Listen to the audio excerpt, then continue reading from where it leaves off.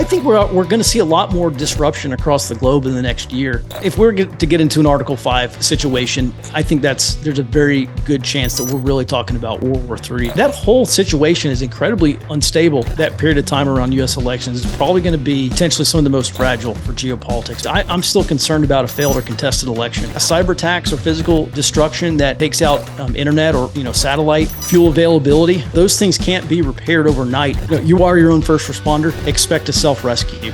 That's one reason why I'm a prepper. I look at things we have coming in the next 3 to 5 years. That's a long stretch to make it through without something catastrophic happening again.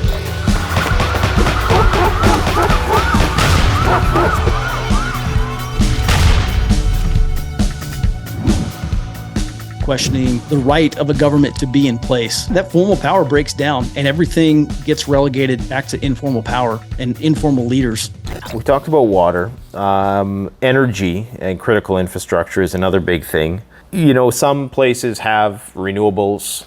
Some places run on hydro. Around here we got solar in certain places. Not every place is going to be compatible with solar. Places that are compatible with solar might not be compatible with wind and vice versa. How do you factor electricity into your preparedness planning, and what should people be looking for in that respect? It depends on people. If you're relatively young and in relatively good health, you could probably weather a summer without electricity if you have enough water. If you have elderly parents or you have small children or anyone else who's susceptible to heat, well, then all of a sudden electricity becomes a lot bigger deal because we have to regulate our body temperature. That's the other thing that's going to kill us aside from water. And I by the way, I got that from good friends of mine, Alan Kay and Chris Weatherman. And I would say I had a discussion, and I'm sorry for. No, he's the winner of Alone, right? Yeah, correct. Yeah, first season. Yeah, and I asked him. I said, "What's the number one thing you look for?" And he said, "Water." And he just started going on and on and on. And that completely changed. I'm like, I was security. All right, security number one concern. No, water has to be the number one concern. So at any rate, electricity is important. It's a trade-off of affordability and economy and benefit.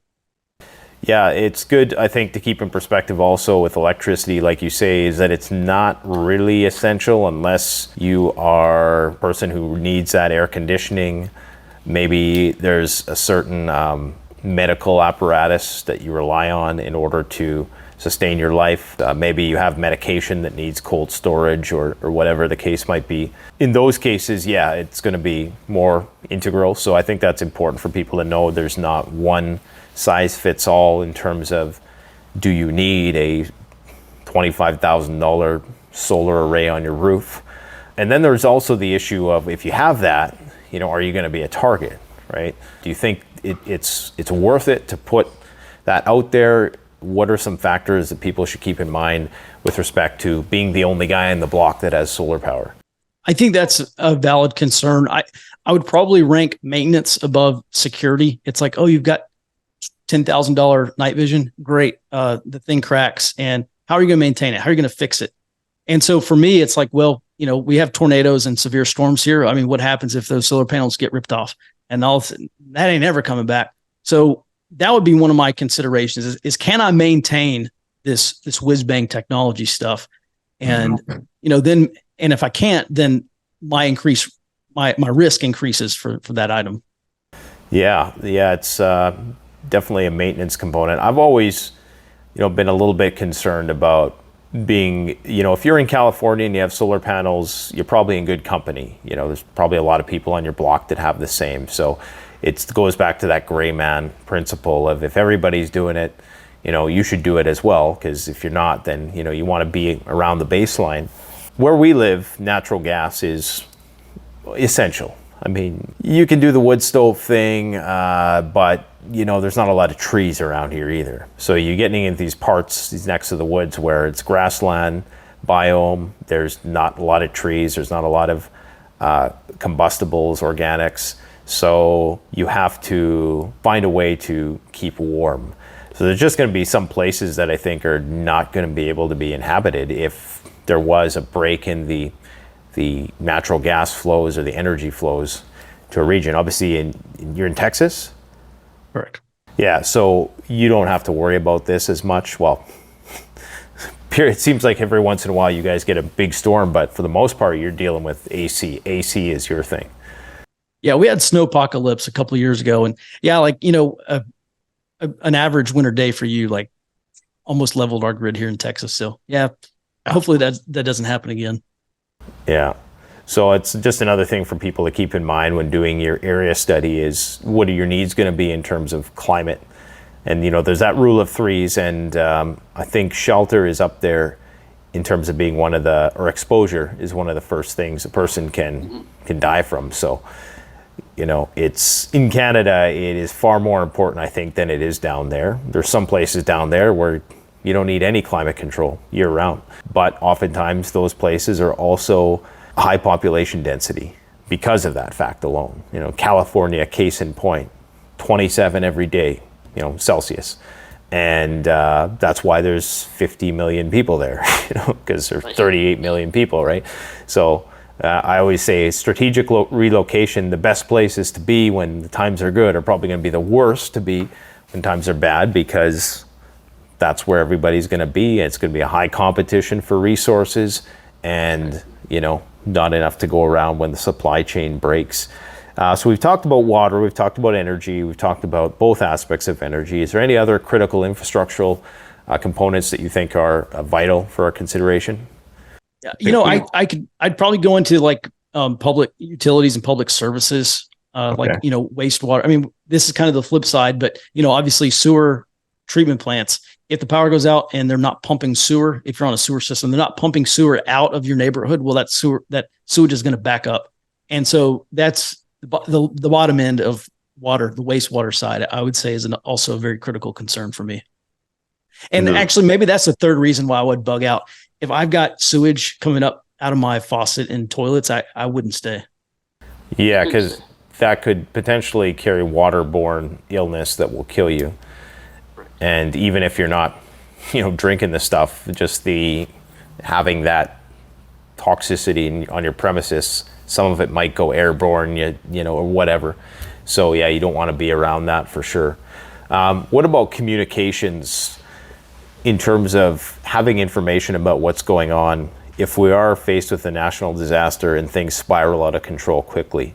I mean, Article 5 gets invoked, and we don't know if it's going to be an hour or a year before a nuke gets dropped. I mean, it could happen within the hour, the way things are set up right now. So you need to know what's going on in the world when the news network shut down. And you talked about the fog of war right at the beginning. Now, you can call me a cynic if you want, but I've always been of the belief that if the shit's about to hit the fan, I'm very distrusting of that the media are going to tell us exactly what's going on for the sake of national security. And they did this same thing in Ukraine, where they told the people, don't worry, the Russians aren't going to invade, everything's fine, we're just moving this military over here, there's a huge convoy of vehicles, don't worry, nothing's going to happen, right? Everybody's normalcy bias kicks in. So I'm very critical and skeptical of what I'm being told under those conditions. One of my primary concerns is that they're not going to tell us when it's about to go down.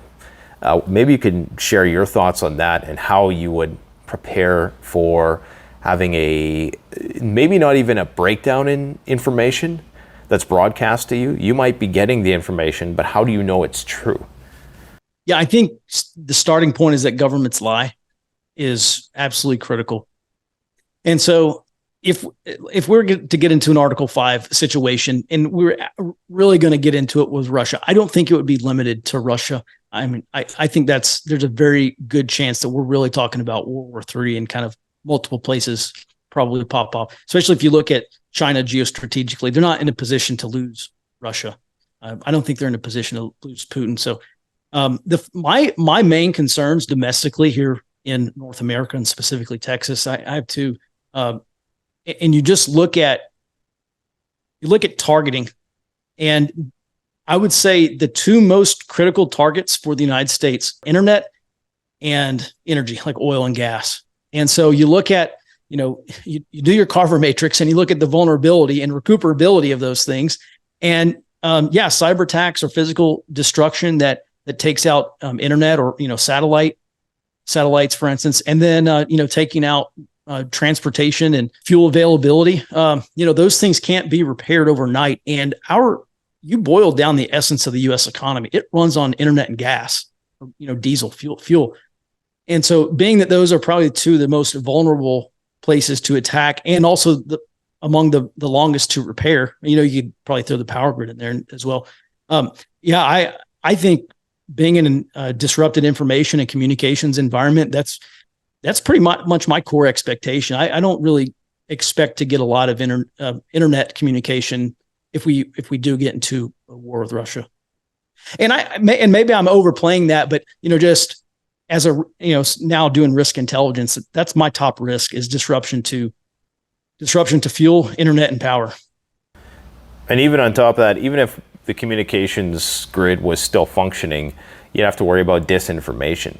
We're entering an era of deepfakes. We're entering an era of where the lie can spread around the world faster than that whole thing, right? So, we run the risk that if there ever was a attack, I'm sure that some of these countries have plans to, at the same time, try to pump their own disinformation into their adversaries' networks and try to, because there is an information war. I don't think that's going to let up when it probably only ramp up during those times.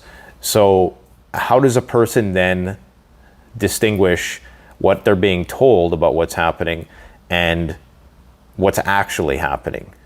Yeah, so on my first deployment to Afghanistan, I worked at an interrogation facility.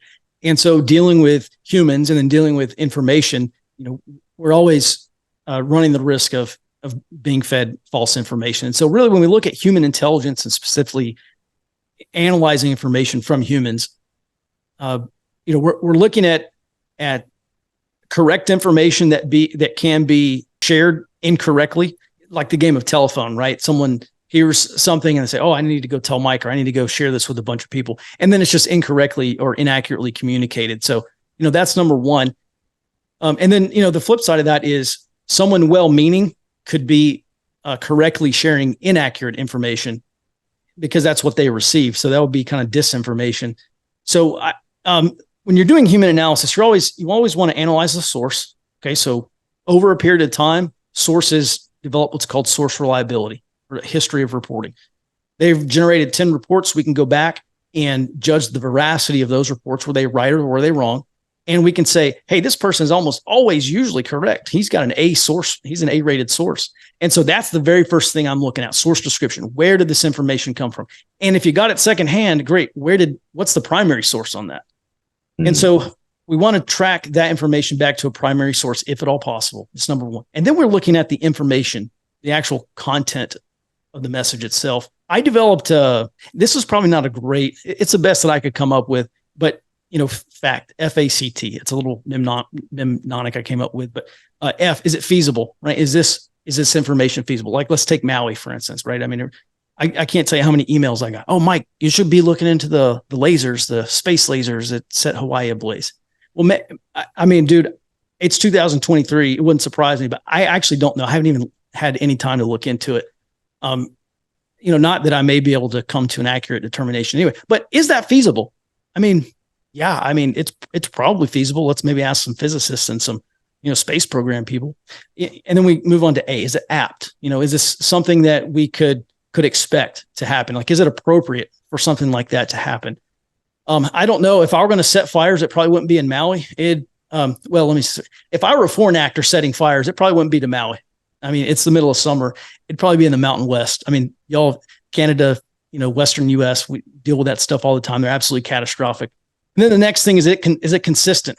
Is it consistent with the previous reporting or consistent with what we have known to be true in the past?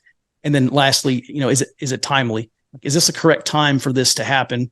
We're almost always going to be dealing with degrees of confidence. So, this is likely to be true or this is not likely to be true. And man, I'll be honest, sometimes that's just the best you're going to get.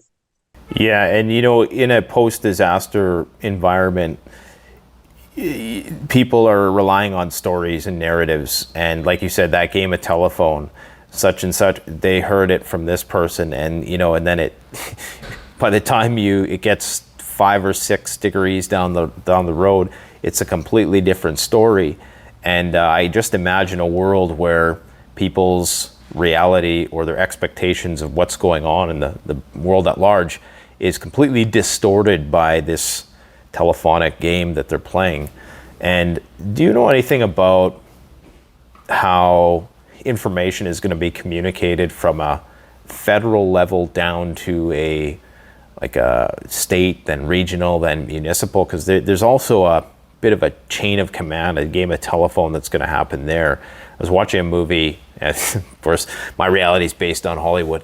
Watching the movie Threads the other day, probably for like the 4th or 5th time, and it's a movie about nuclear war breaking out in the UK, and each regional or municipal director has this binder that they use as a guide as to, okay, if nuclear war breaks out, this is what you do, and they're just trying to follow this step-by-step guide, and everybody's rushing to try to prepare things. And I imagine a world where, you know, that communication breakdown between the federal government, what's happening on a national level, you know, gets so distorted once it makes its way down to the one guy who has been given this binder to try to, you know, figure out what's going on. And then from there, that information finds its way through all of his people he has under him, and then it gets to us, right? So there's this dilution of information that is going to happen. Do you know anything about the continuity of government strategy in that respect in your country, in your state even, how that might look or work? You know, this is a big intelligence gap for me. So in the United States, the FEMA and all that stuff, it's it's the other ICS, it's Incident Command System. And so if you're in the United States, there's a CERT program, and it stands for Community Emergency Response Team. And you work with your local emergency management personnel. And so I think that's a really good way to get official information. Not only we get sooner, but you also get it direct. And, you know, all that stuff comes through the EOC, the Emergency Operations Center. So I would say, if you can't join the EOC, get someone in your network who does have access to the EOC. And that's a really good way to get that kind of information directly. You know, in terms of the mechanics and where official information comes from, I don't know. I would just encourage everyone to remain cognizant. Almost every catastrophic scenario we get, the initial reports are almost always either the partial truth or not true. So this is very good. This is a very important point. You know, I mean, even we go back to 2020 and into 2021, how many conflicting messages we got. And then, you know, something that was quote unquote true today, wait 3 months. You know, we go back to the Trump era, and, you know, there's the 48-hour rule. Oh, there's some big headline comes out against Trump. Well, wait 48 hours and see if it's still true, you know, or if it's just some spin thing. So I think this is a very complex and a very big problem that is not being addressed nearly enough.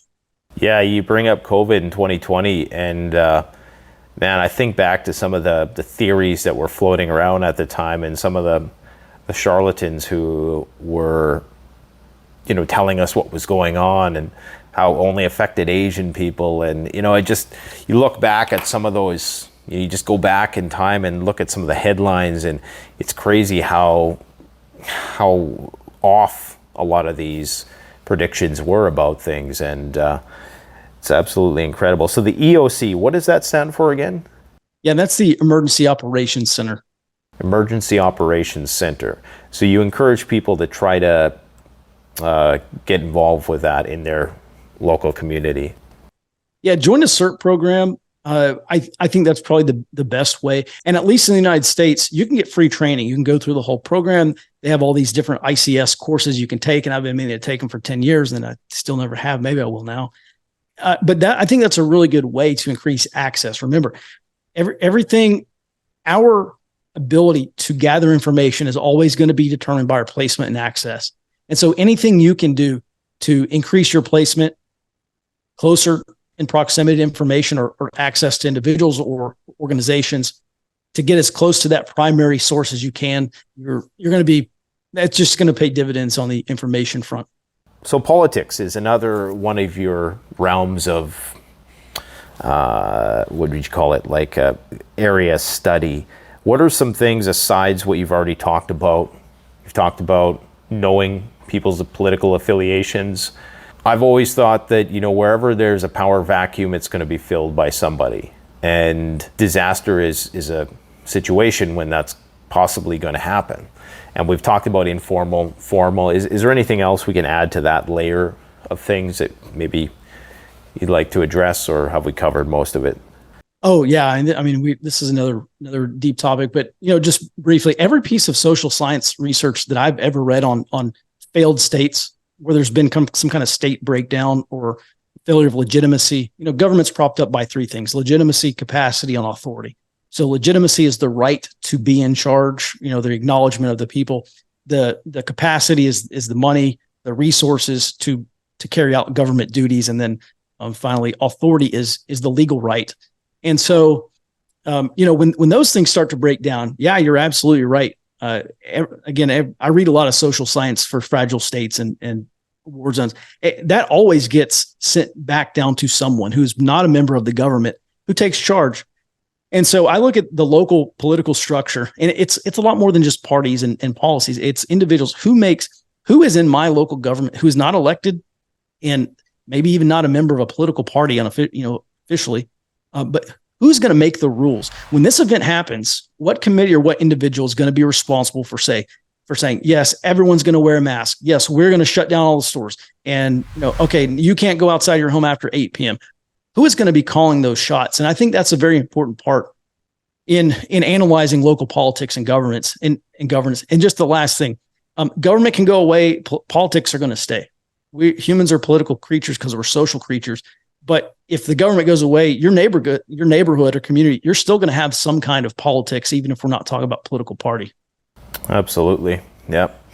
In terms of emergency services, first responders, obviously the breakdown of that is going to be problematic for a variety of reasons, be it lack of access to medical care, law enforcement not being able to respond in time, firemen not being able to come on the scene in time, and fire is going to be a big issue. I think much bigger than a lot of people realize.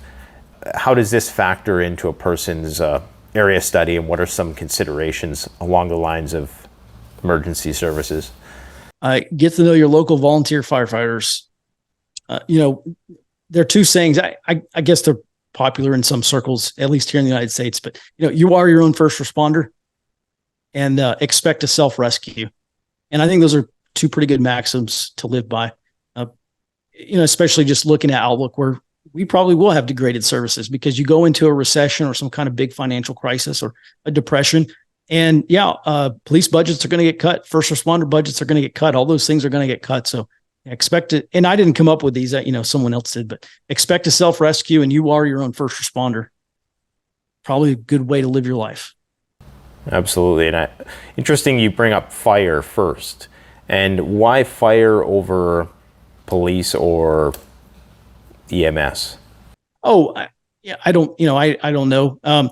If there's, one reason is because if there's no electricity, people are going to probably be using candles and having a lot more fires in their home. So, I think in general that would probably be a much greater risk. Also, I'm not saying that this is going to happen during the next big one. But you go back to, I've read a couple books on the Great Depression. And one of the things they said is that there was not a lot of robberies or not a lot of burglaries of homes because everyone was home because they didn't have work. No one's out robbing homes. Everyone was at home. There's no empty home to rob. And so I'm not sure if something similar happened during COVID when everyone was home. Maybe something similar happens, in the future. But, to me, this all goes back to having a neighborhood watch and then having some manpower, some local security to fill the vacuum if a worst case scenario were to happen. Interesting. Yeah, that's something I never actually thought about. So it might be that home invasion was more of a, if there was going to be robbery, it would be more of a violent encounter.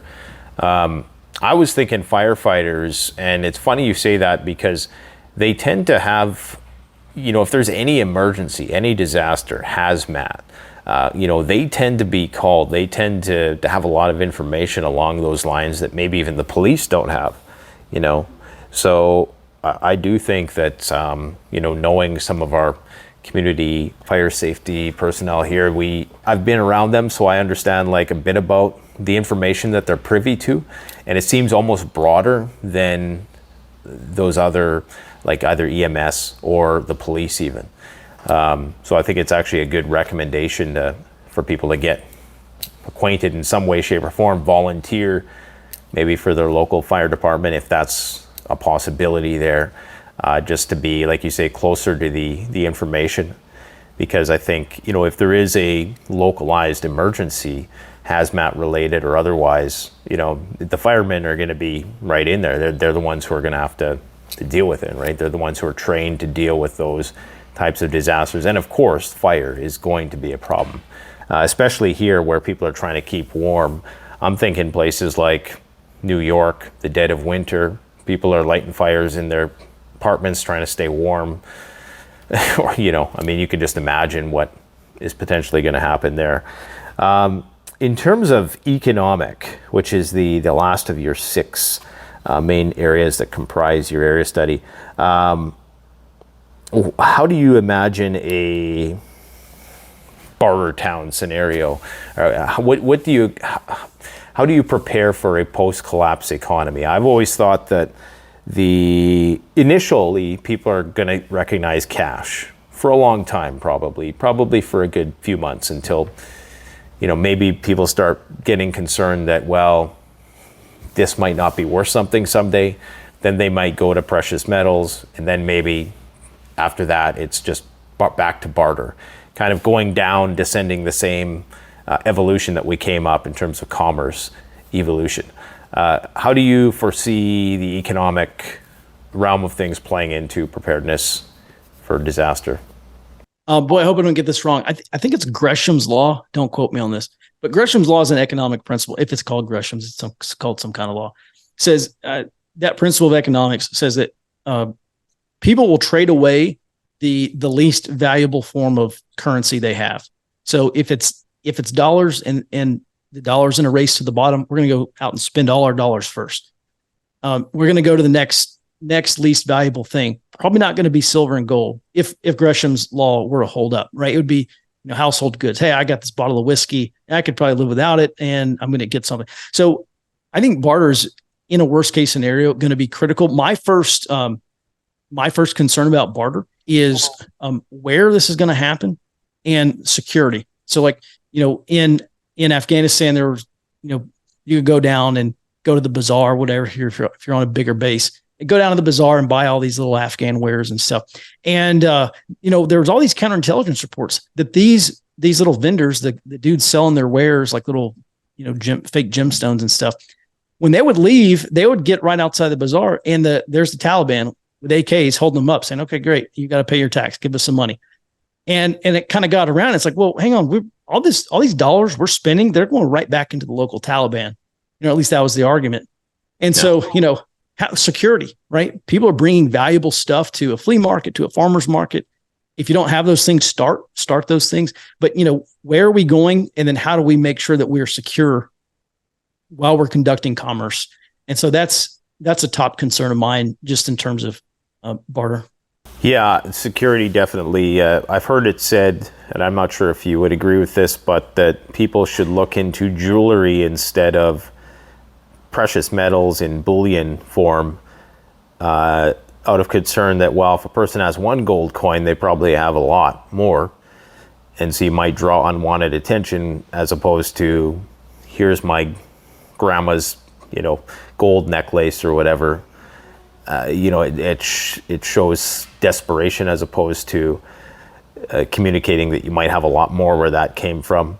Obviously, as preppers, we try to cover all our bases so we don't have to go to Bartertown when it hits the fan. But you might be in a situation where you have no choice. You lose something, you lose your house, you get chased out of your house, and then what are you going to do, right? So, what do you think, if you had to bug out, what would you be carrying as a means of barter? Would you lean towards, the staple cigarettes, alcohol, things like that, or would you look at precious metals?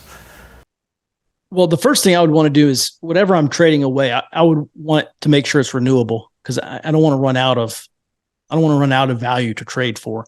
If you have land, lumber or firewood, that's renewable, on the long enough timeline, renewable.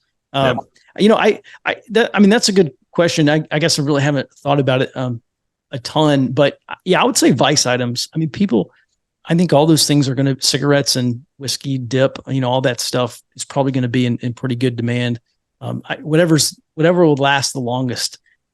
Yeah, I'm just thinking something which is small, compact, dense in its value. The only downside potentially with holding on to those items is that some people who might have addictions, they might view that opportunistically, and you might make yourself a target by getting known as the local liquor distributor in a depressing world where everybody's trying to drink away their sorrows. But the thing is, let's say you did have some kind of still, or even just making grain alcohol or whatever, you probably could get some community protection in there. It's like no one's going to go attack Tom, because Tom makes the only whiskey that's available in town. Right. Okay, there you go, guys. There's your advice for the day. Start a still and make moonshine. Be the post-apocalyptic moonshine distributor. There you go. Everybody's got to have an occupation, right? That's right. Now, we went over all the 6 areas. Is there anything else that you would like to talk about that we haven't covered yet?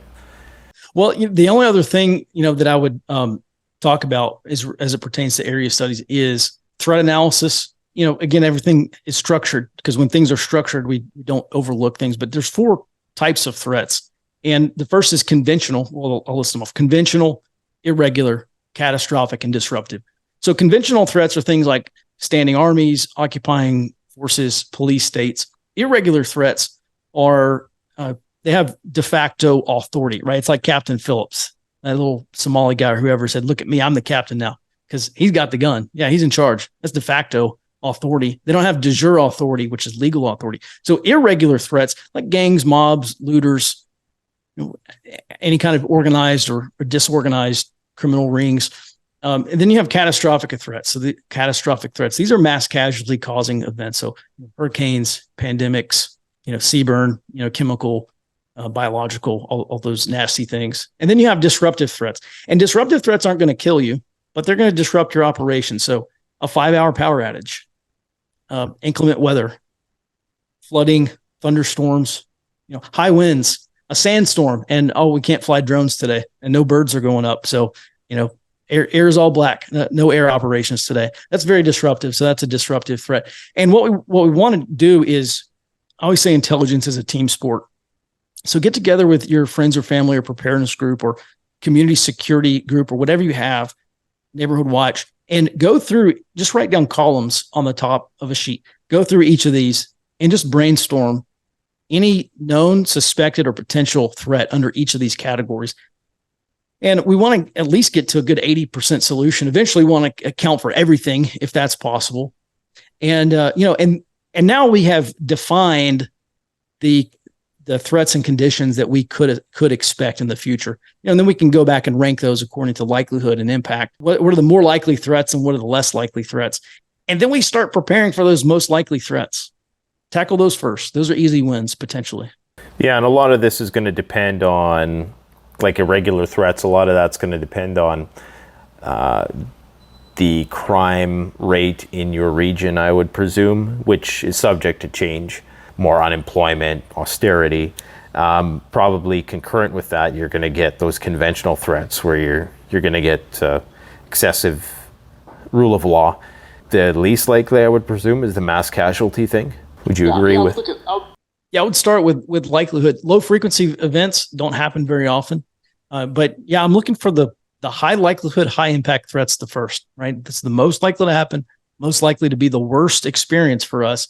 I want to front load all of my resources to tackling those problems. And then we can move on to low likelihood, high impact events.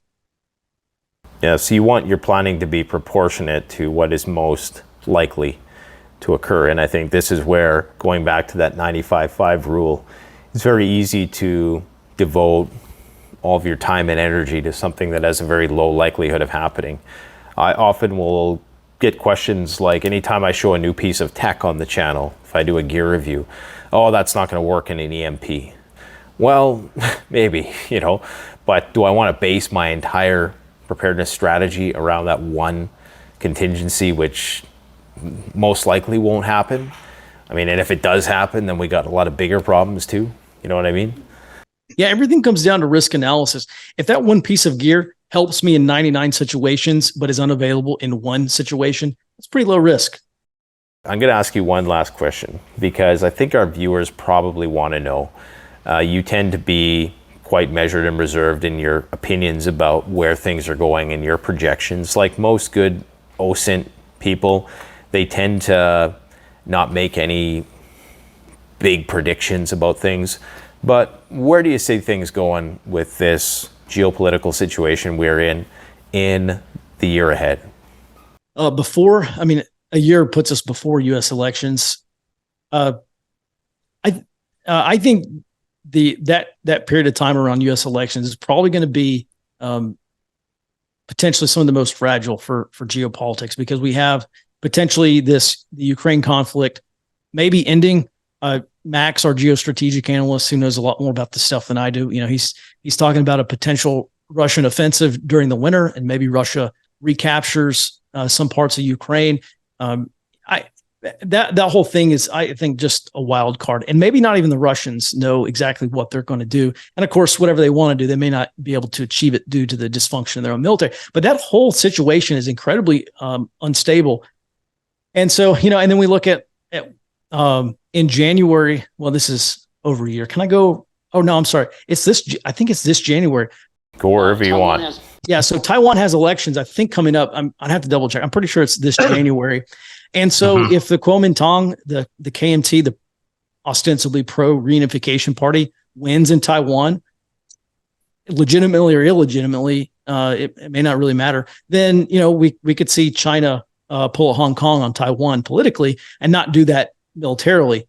And so I think that's another big wild card coming up in the next year. I think Israel and Hezbollah and Iran, I think there's a good chance they get into it as well. So, and then you have this whole thing with Niger, which I don't think is going to be a massive deal. It could, probably not likely. So I think we're going to see a lot more disruption across the globe in the next year. Domestically, I just here in the United States, I'm still concerned about a failed or contested election. For two successive elections now, a third, 40, maybe 50% max of the population has thought the president was illegitimate. How many more illegitimate presidents are we going to have until people just stop playing the game and, a sacred democracy goes away because people don't want to play it anymore? So I think some people might call me a pessimist. I tend to think I'm a realist. I recognize that things are almost never as bad as they could be, but never as good as they could be either. We're somewhere closer to the middle, but man, it's one reason why I'm a prepper. I look at the next things we have coming in the next 3 to 5 years, maybe out to 2028. And I just say that's a long stretch to make it through without something catastrophic happening again. I agree. Yeah. With respect to Taiwan, it seems unlikely that the West is going to allow a pro-unification party in there. It just seems like they've invested so much in going in the other direction. And will this I don't know much about the party that you're talking about, but will they actually be what they say they are? I know with Melonia in Italy, everybody thought, oh, she's going to be against the war and all this stuff. And it was the complete opposite. It was like a 180 U-turn once they got into office. So, it's starting to, I don't think they would be putting so much eggs in that basket if they thought it was going to break. But I guess time will tell. Well, hey man, thanks a lot for coming on. And guys, go check out Forward Observer YouTube channel. Check out his book. You will not be disappointed. Thanks for coming on. Thank you. The best way to support this channel is to support yourself by gearing up at CanadianPreparedness.com. where you'll find high-quality survival gear at the best prices, no junk, and no gimmicks. Use discount code PREPPINGGEAR for 10% off. Don't forget, the strong survive, but the prepared thrive. Stay safe.